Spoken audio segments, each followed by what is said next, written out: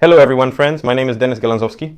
Today we are talking about a new decision that has already been made in one country and is now being considered at the level of the entire European Union.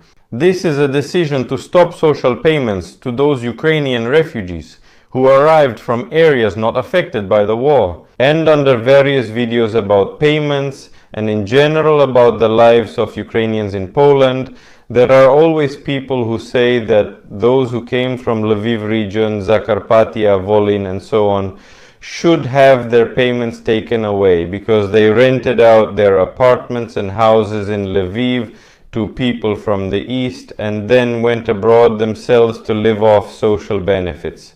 And so, in fact, one of the countries either thought this way or they just gathered some, let's say, the mood of the people and in fact made this decision. And now, what's the problem? The problem is that this can be considered and is already being considered at the level of the entire European Union and may soon be adopted in other countries as well.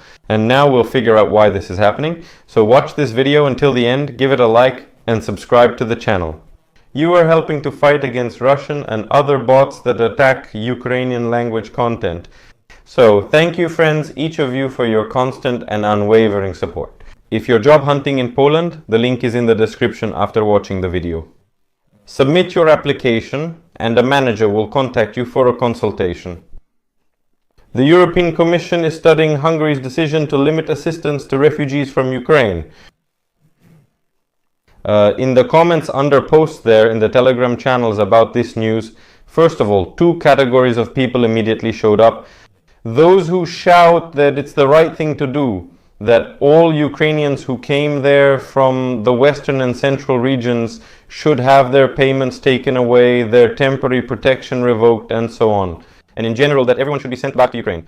I understand that only people who are currently living in Ukraine can write things like that, because those who live in Europe either don't care who is getting social benefits there or they are receiving them themselves, and that's why they are also against it. And the second category of people are those who immediately started defending Hungary, saying that they should decide for themselves what to do and so on.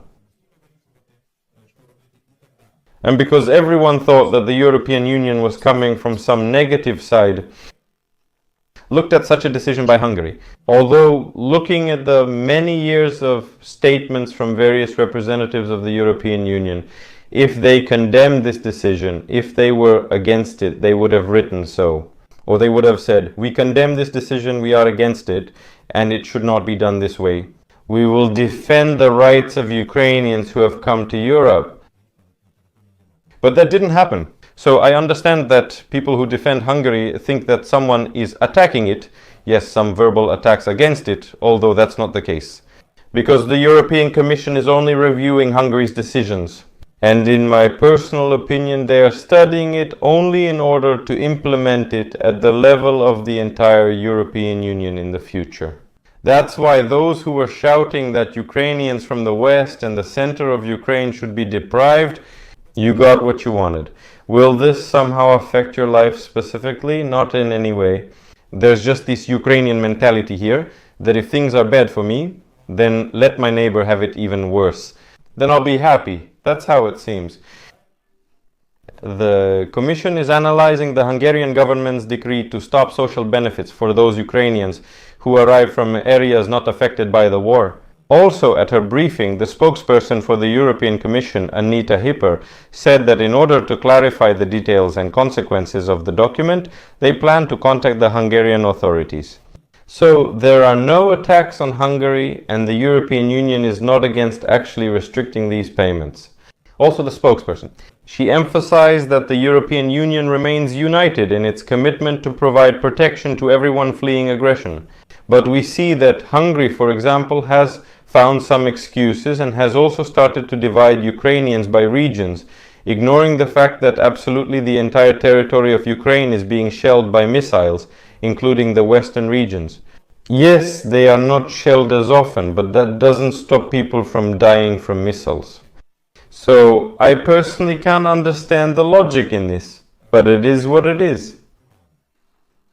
She also said, of course, the standard phrase that the European Union will continue to support Ukrainians who are on European Union territory for as long as it takes.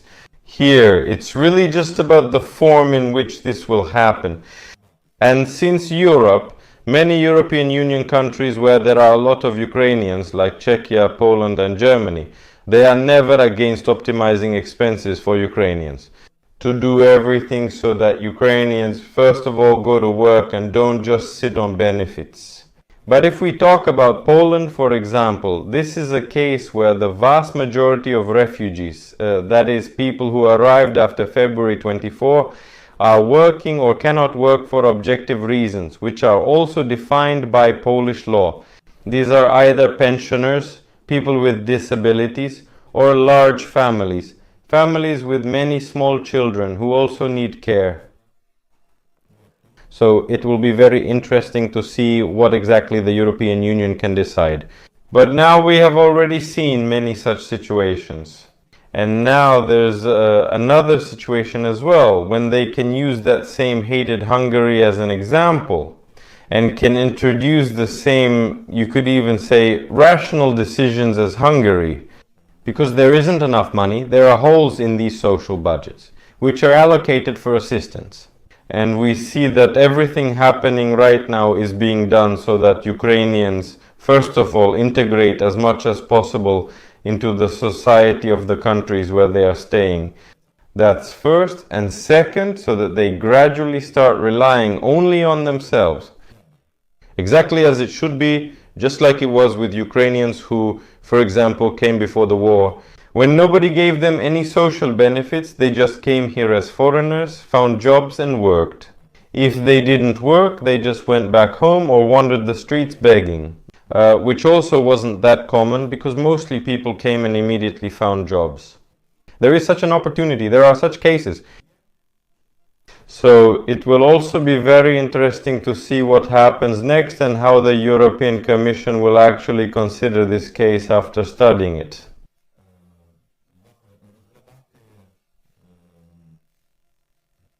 Whether they will consider this application, whether they will take it into account, whether they will do the same or not, only time will tell. That's the information we have, friends, for those who found it helpful. Like the video, subscribe to the channel so you don't miss new episodes. Thank you all for your attention. See you next time.